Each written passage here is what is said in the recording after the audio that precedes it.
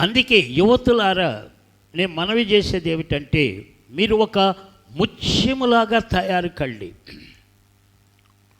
ప్రతి యువతిని, యవ్వన స్త్రీని ఒక ముత్యములాగా చేయాలి అని దేవుడు కోరుకుంటూ ఉన్నాడు.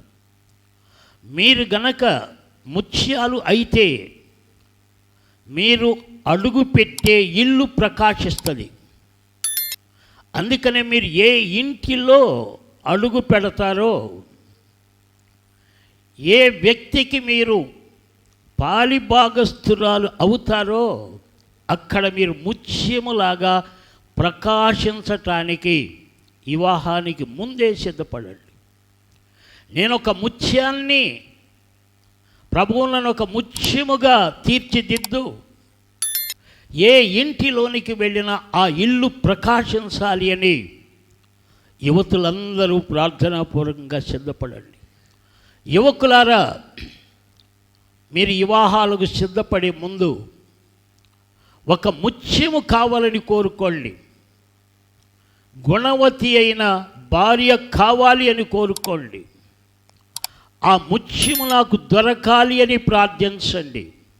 ఏదో కట్నము తేవాలి అని, సిరి సంపదలు తేవాలి అని, ఆస్తిపాస్తులు తేవాలి అని, అందము అంతస్తులు తేవాలని కోరుకోకండి. ముత్యము లాంటి భార్య నీకు దొరికింది అంటే అన్నీ నీ ఇంట్లో ఉన్నట్టే. అందుకే యువకులు వివాహానికి సిద్ధపడే సమయంలో కట్నం తెచ్చే భార్యని, అంద సౌందర్యాలు తెచ్చే భార్యని అవి చూడకండి. ముత్యము లాంటి భార్య కొరకు ప్రార్థించండి. ఆమె ఉంటే నీ జీవితం సుఖాంతమైపోద్ది, హాయిగా జీవిస్తావు, ఆశీర్వాదాలన్నీ వస్తాయి.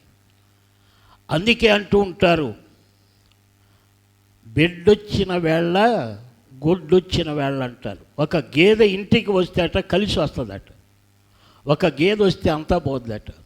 అలాగే ఒక బిడ్డ ఆ ఇంటిలో అడుగు పెడితే, ఒక కన్యక, ముత్యము లాంటి కన్యక ఆ ఇంట్లో అడుగు పెడితే ఆ ఇల్లంతా కలిసి వస్తుందట, పూర్వీకులు చెప్పిన సామెత.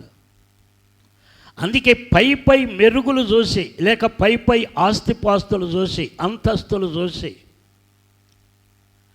కట్నం తెచ్చే భార్య కావాలని కోరుకోకండి. గుణవతి అయిన భార్య కావాలని కోరుకోండి. అది ఒక ముత్యం. ముత్యము ఉంటే మీ ఇంటిలో, ముత్యము ఎక్కడ ఉన్నా ప్రకాశిస్తుంది, మర్చిపోకండి. అందుకే ప్రతి స్త్రీ ముత్యంలాగా ఉండాలి, ప్రతి పురుషుడు ముత్యము కావాలని కోరుకోవాలి. అది దేవుని యొక్క వాక్యం మనకు నేర్పేది. అందుకే అలా సిద్ధపడాలి అని దేవుడు కోరుతూ ఉన్నాడు. ముత్యము లాంటి భార్య నీకు దొరికితే వారిని హింసించకండి, వారిని గౌరవించండి, ప్రేమించండి. ముత్యము లాంటి భార్య దొరికితే కట్నము తేలేదని, డబ్బు తేలేదని హింసించే భర్తలు చాలామంది ఉన్నారు నేటి దినాల్లో. అలా హింసించకండి. ఒక ముత్యము నీ ఇంటిలోనికి వచ్చింది అంటే నీవు ప్రకాశిస్తావు, నీవు ధన్యుడివైపోతావు.